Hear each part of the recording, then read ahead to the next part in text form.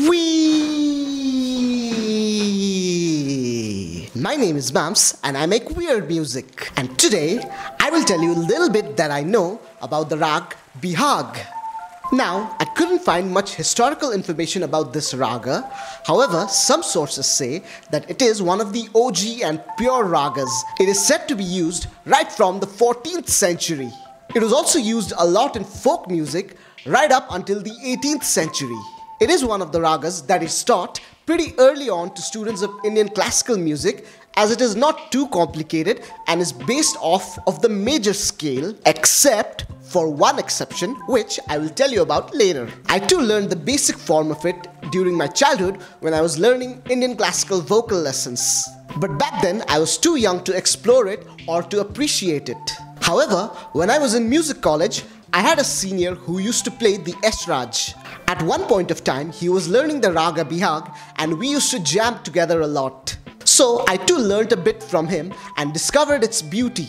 I had a CD of his guru Buddhadev Das's album on it, and it had the Raga Bihag on it. And gosh, it was one of the most heavenliest Indian classical recordings that I had ever heard. I couldn't find that particular recording on the internet. However, I found another one by Ashish Bandyopadhyay, who was his guru's guru. A grand guru, if you like. I'll put the link for it in the description below, and if I have forgotten, then someone please remind me in the comments. As I hinted at before, this raga is very calming and peaceful. I do not personally believe in the time cycle theory of ragas, as lifestyles today is so much different than what it was centuries ago in India. However, Bihag has been classified as a nighttime raga, so it gives us a little hint of what the vibe of the raga should be. It is very relaxing and very lullaby-like. There's also a lot of meed used in this raga. Now, meed is basically something like what you would call a bent note on a guitar string, or a portamento on synthesizers, or glissando on the violins. None of these terms are the exact translation of the word meed. However, when I show it to you later in the video, it'll make more sense. Anyways, so since there is a lot of meeds in these ragas, I think it would be very well played on a fretless instrument or any instrument where you can play very big bends across wide intervals. I will be using this cheap guitar which I bought used and got it made fretless. Disclaimer, I am not very good at playing fretless, so please do excuse if things go a little untuned. I will also be using the Tanpura from Native Instruments India library to give me a constant drone behind. We are gonna be in the key of E, since I am a guitarist and guitarists love the key of E. So now I'm gonna stop the camera, set everything up, and then start again for the demonstration part of the video, which is gonna be unscripted. And it's weird because this is scripted. Even this line, a scriptception. Let's just move on.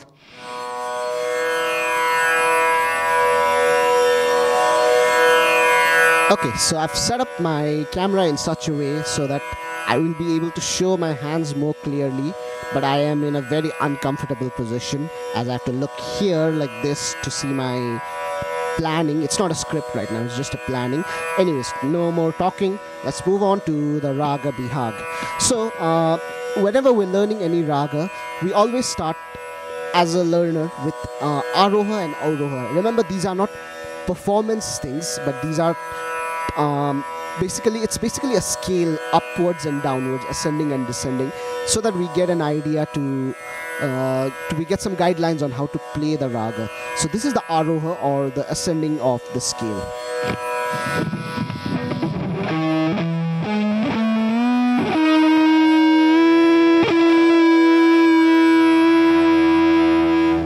So as I mentioned before, it is based off of the major scale. However, you might have noticed it does not use all the notes of the major scale. It is in fact pentatonic. However, it starts on the major seventh below the root. So we go one step below on the note Mi, which is one step below, one semitone below the Sa, the root. And then we skip the notes Re, which is the major second, and we also skip the notes Dha, which is the major sixth. So we just go Ni sa ga ma pa ni sa. One more time.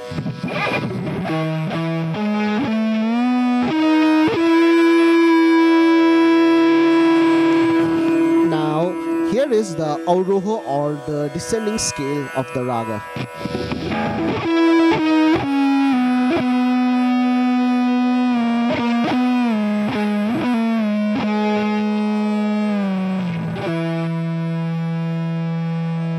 Now here are a few things to keep in mind. As I mentioned in the intro of the video, it's not purely major scale, purely Ionian, because in fact it does use the sharp 4, which kind of gives it a Lydian vibe to it.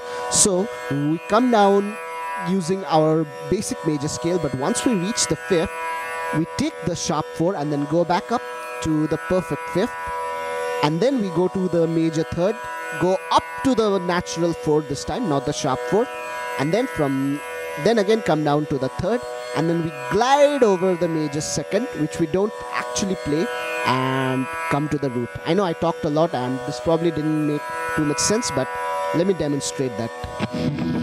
First we start on the octave and then come down to the 5th.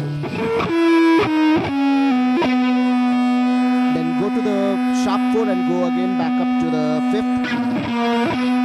Now jump straight down to the major 3rd and then use the natural 4th, and then from the major 3rd we don't play the major 2nd but just glide over the major 2nd.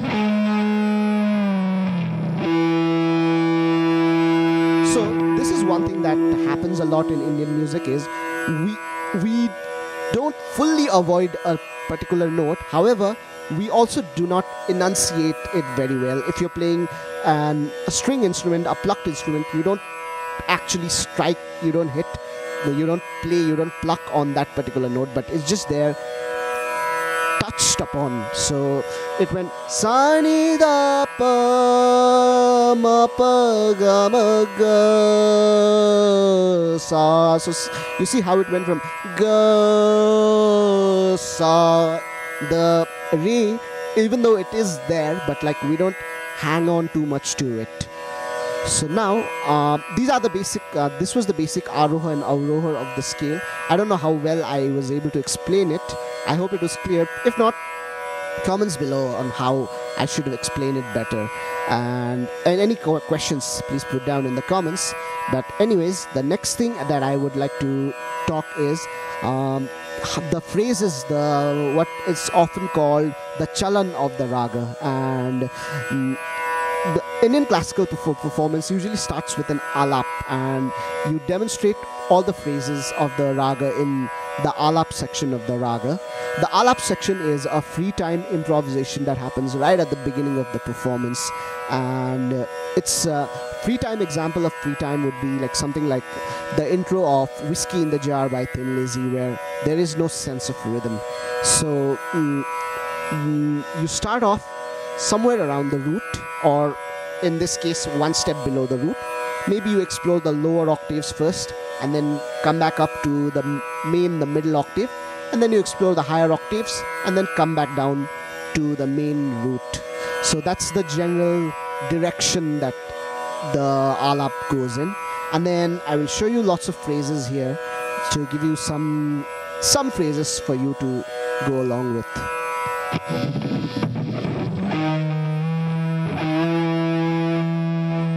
So I just did a ni sa nya.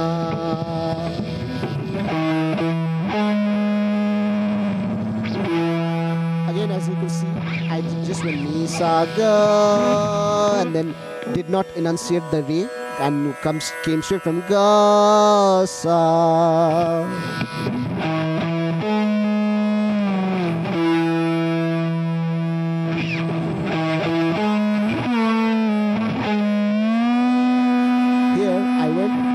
Sa ga ma ga. So this ma, I'm doing a pre-bend from the pa back to the ma, the 5th to the natural 4th.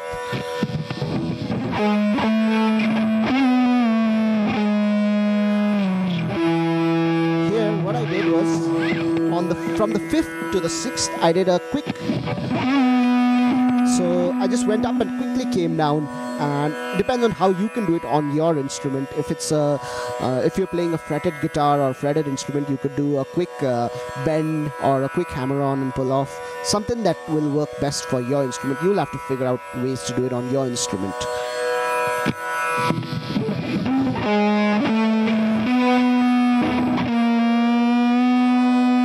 Here I use that sharp 4. One thing about sharp 4 is once you play the sharp 4, you have to go up to the perfect 5th. You're not allowed to come down to the natural 4th or the major 3rd or anything. Once you hit that sharp 4, you have to hit a pa after that.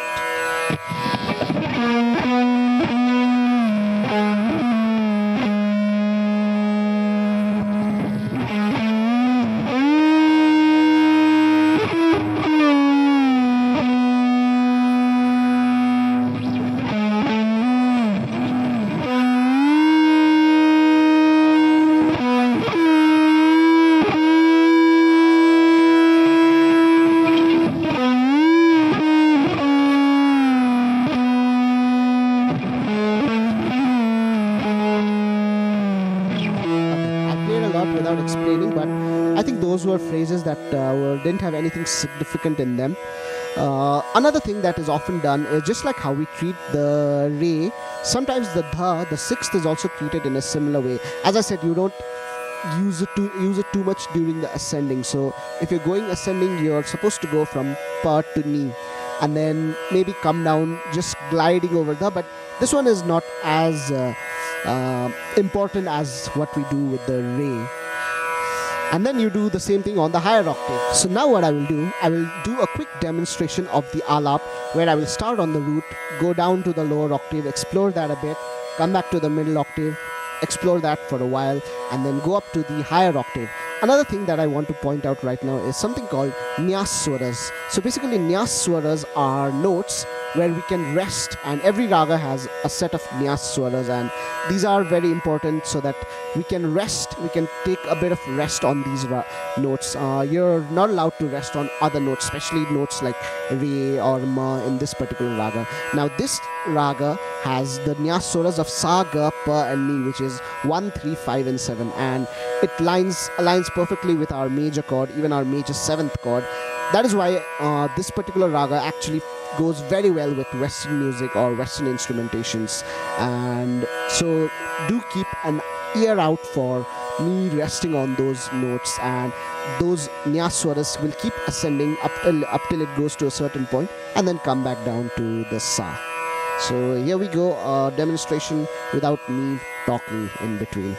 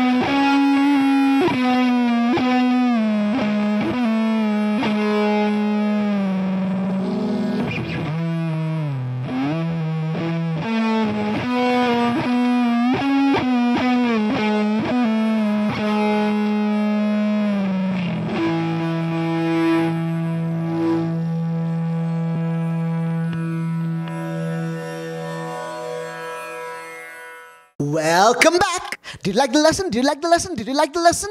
Because if you did, then you should subscribe! Let me know in the comments below what other ragas or scales would you like me to make a lesson on. And while you're at it, don't forget to like the video and turn on notifications for the channel. I think this was a very interesting raga and can be fit very easily into Western contexts, instrumentation and structures. It fits right in with any composition in the major scale and can also be used while using the Lydian scale.